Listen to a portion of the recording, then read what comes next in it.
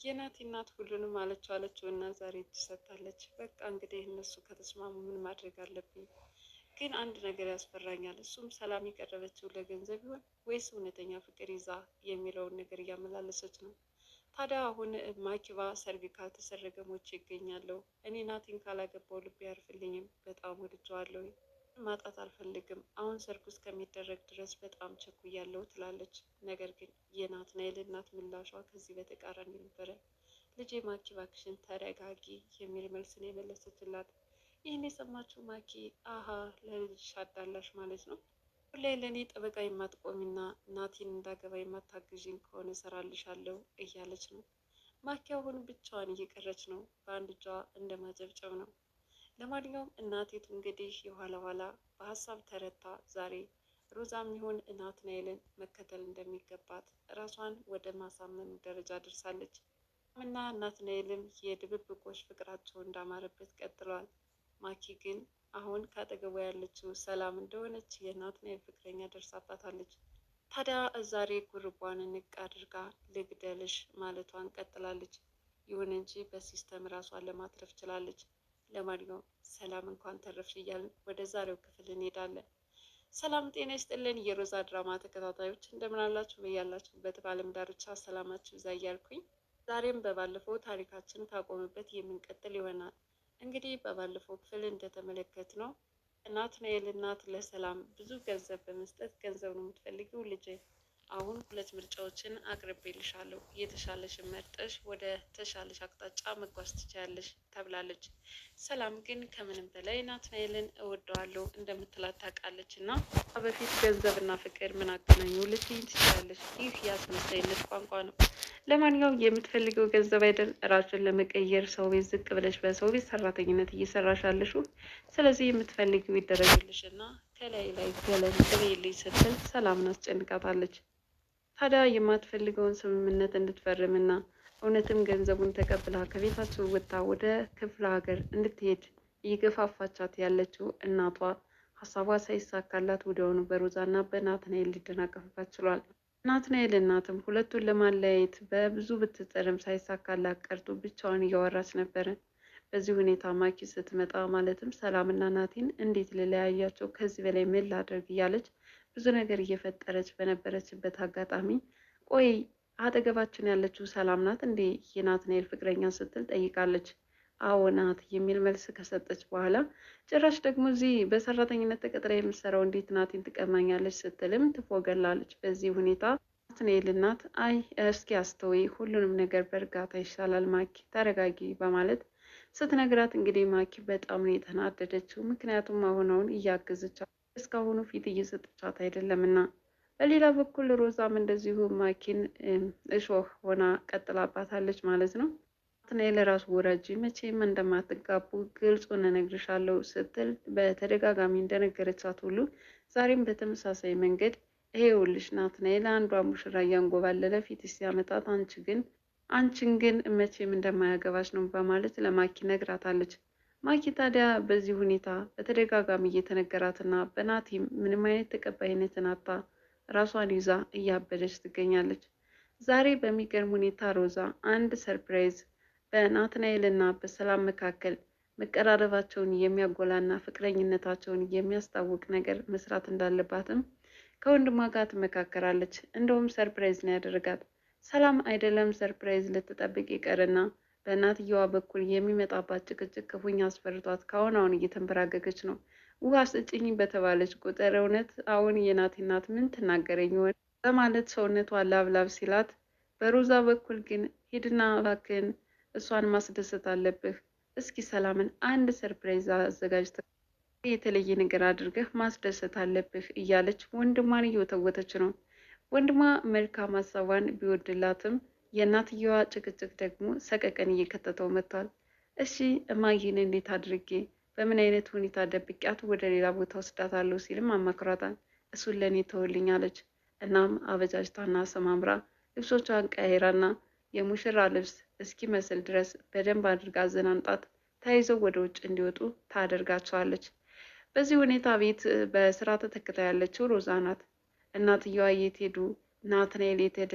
ሰላም የት ሄደች? የምትፈልገውን ነገር እኔ እሰራልሻለሁ፣ እነሱን ታያቸው በማለት ተያይዘው እንደወጡ ትነግራቸዋለች።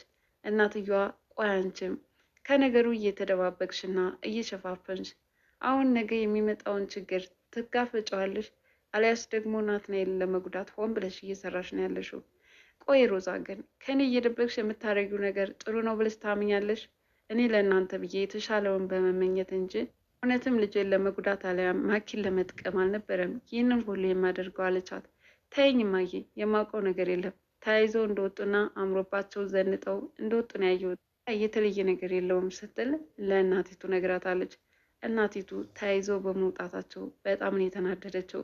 በኋላ ማኪ ሀገር ምድሩን ማሰስ ጀምራለች። መኝታ ክፍሎችን፣ የተለያዩ በሮችን እየከፋፈተች ትመለከታለች። ሰላም ቤት የለችም፣ ናትናኤል ቤት የለም። ስለዚህ ተያይዘው ወጥተዋል። እውነትም ፍቅረኛው ይቺ ሰላም ናት ማለት ነው። በጣም ነው የሚያናድደው። እንዴት በእሷ ተበልጬ ጭራሽ ለማግባት ወሰነ? ለማንኛውም እኔ እና እሷ በአንድ ቤት አንኗኗራትም፣ ትመጣታለች ስትልም ከፍተኛውን ዛቻና ማስፈራሪያ ስታደርስ ቆየች። የኋላ ኋላም እንግዲህ ናትናኤል እና ሰላም እጅግ በጣም ደስ የሚል ቀን አሳልፈው ወደ ቤታቸው ይመለሳሉ። ወደ ቤት እንደተመለሱ ግን ከቤት የጠበቃቸው ነገር ነው። ሁለታቸው በአንድ ላይ አልነበር የሚገቡት። ማለትም ናትናኤል ወዲያውኑ እንደገባ ልብሶቹን ቀይሮ ወደ አንድ ክፍል ያመራል። በሌላ በኩል ሰላምን ልብሶቿን ቢጃማዎቿን ለባብሳ ወደ ኩሽና ትሄዳለች። ዛሬ የዋላችሁበትን የት እንደሆነ አውቄያለሁ። ዞሮ ዞሮ እናንተ ፍቅረኛሞች ሆናችሁም አይደል? ለካም እኔ ከሩቅ ያለችውን ሰላም ስጠብቅ አንቺ ግን እዚህ ኩሽና ተቀምጠሽ ነው ናትናኤልን የወሰድሽብኝ። እውነታውን ትናገሪ እንደው ተናገሪ። ዛሬ ስለወጣችበትና ስላወራችሁት ነገር መናዘዝ አለብሽ ስትል ጉርቧን አነቀቻት። ሰላም የማውቀው ነገር የለም፣ ስሜ ሰላም እንደሆነ ግን አውቃለሁ። ከዚህ ውጭ ምን አድርጊ ነው የምትይኝ አለቻት። ታዲያ ጉርቧን ለረጅም ሰዓት ይዛ ስታፍተለትላት ጊዜ ከመሞቴ በፊት ማምለጫዬን ስትል አይኖቿን ክድና አድርጋ ካልጋ ላይ ወደቀች። በጣም ይገርማል። ሰላም ዘዴዋን ባትጠቀም ኑሮ እውነትም አጅሬት ማኪ እንቅ አድርጋ የሆነ ነገር ባደረገቻት ነበር። ታዲያ ለረጅም ሰዓት አልጋዋ ላይ ተኝታ ሮዛ ሰላም ፍለጋ ወደ መኝታ ክፍል ትመጣለች። በር ላይ እየተርበተበተች አገኘቻት ማኪ። ምክንያቱም ሰላምን ገድያታለሁ የሚል ፍርሃት ውስጥ ገብታ ስለነበረ። ምን ሆነች ነው እጆችሽ እግሮችሽ ይርበተበታሉ ስትል ጠየቀቻት። አይ ምንም። ሰላምን አየሻት? እረ አላየኋትም። በር ተከፈተ። እሷም ወደ ሰላም ተወርውራ ገባች። ሰላም ስትል እለዋ ላይ ተደፍታ አገለባበጠቻት። ሰላም ደግሞ ሮዛ ነሽ እንዴ? እኔ እኮ ህይወቴን ያተረፍኩት አይኖቼን በመክደን ነው። እናም የሞትኩ ሲመስላል ነው ትታኝ ሄደችው። ጉርቤን አንቃ ለብዙ ጊዜ አፍ ተለተለችኝ አለቻት። ይገርማል። እንኳንም አመለጥሽ፣ እንኳንም አልገደለችሽ። ምክንያቱም ምን ያህል ስትናደድና ስትበሳጭ እንደቆየች እኔ ነኝ የማውቀው ስትል ነገረቻት። በዚህ ሁኔታ ፍትጊያው ቀጥሏል። ጠር ከጀመረችበት ጀምሮ ሆን ብላ እሷን ለማጥቃት ምቹ አጋጣሚዎችን ትፈላልጋለች። በሌላ በኩል እንግዲህ የእሷ ወንድም የሆነው ኪሩቤል አሁንም ከሮዛ ፍቅር አለበትና በየሄደችበት ይከታተላታል። መጽሐፍትን ይዛ ወደሆነ ቦታ ልታነብም እያመራች ነው። መጥቶም አሁንም ማኪን እየጠየቃት ነው። እሷ እኮ ከእንግዲህ ተስፋ እንቁረጥ፣ አንድ እብድ አፍቅራ እየተከተለች ነው። የገባበት ሁሉ እየገባች ታሳድደዋለች። ከእንግዲህ በኋላ እሷን የማግኘት እድሉ በዜሮ ተባዝቶልሃል ስትል ነገረችው። ታዲያ ኪሩቤልም ሮዛ በየሄደችበት እየተከተላት ከኋላ ምን እያደረግሽ ነው? የት እየሄድሽ ነው? መጽሐፉንስ ታነቢዋለሽ ሲል ጠይቋታል። አዎ በሚገባ በጣም የምወደው መጽሐፍት ነው፣ ከፈለግ አንብበ መልስልኝ ስትል መጽሐፉን ሰጥተዋለች። ነገር ግን የማንበብ ልምድ የለውም እና ያው እንዳትታዘበኝ በአውዶም ቢሆን እሰማዋለሁኝ እንጂ ይህን መጽሐፍ እንዴት ነው የማነበው ሲልም ብቻውን ሲማረር ነበረ። በሌላ በኩል ሮዛ እንግዲህ ያሳዝናት አንድ ሰው አለ። ማኪን ከእስር ቤት ያወጣት እብድ ማለት ነው። በፍቅር ምክንያት ልቡ እንደቆሰለና ጎዳና ለጎዳና እየተንከራተተ እንደሆነ እያምሰለሰለችና እያሰበች ነበር። ታዲያ በኋላ የት ሂጄ ላግኘው? የት ሂጄ ልግባ?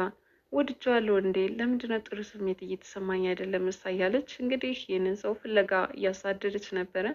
ነገር ግን ይህ ሰው በቀላሉ ሊገኝ አልቻለም። ምክንያቱም ወደ አንድ ጫካ ሄዶ ተንጠልጥሎ ነው እየተገኘው ማለት ነው።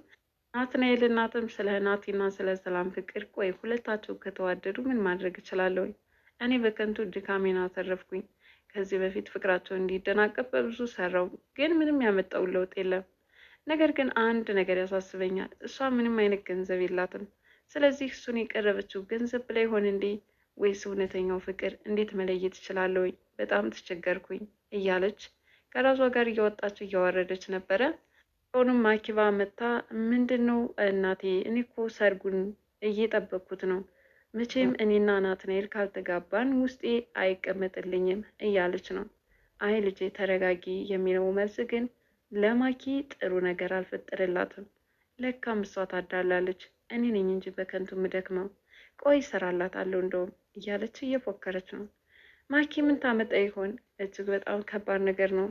ኛው እንግዲህ ያው ሮዛ እየፈለገች ያለችው ሰው አሁን እግሮቹን የተመለከትናቸው፣ በእርግጥ አንገቱ ምን ላይ እንደሆነ ባይታወቅም በህይወት ትደርስበታለች ብዬ አስባለሁ። የእሷ መድረስ ደግሞ ነገሮች እንዲቀያየሩና ምናልባትም ከጤናው አገግሞ ወደ ሰላሙ የሚመለስ ይመስለኛል። ለማንኛውም ሮዛ እንግዲህ የመልካሞች ተምሳሌት በመሆን የቆረጡት ተስፋ እንዲሆናቸው ብዙ ነገሮችን እየመከረችና እያመቻቸች ትገኛለች። ዛሬም ለዚህ ሰው ህይወት መታደግ ትልቅ ሚና ትጫወታለች ብዬ ተስፋ አድርጋለሁ። በቀጣይ ክፍል እስከምንገናኝ ድረስ መልካም ጊዜ ይሁንላችሁ እያልኩ ለዚህ ቻናል አዲስ የሆናችሁ ሰብስክራይብ እያላችሁ ቤተሰቡ ነው። አመሰግናለሁ።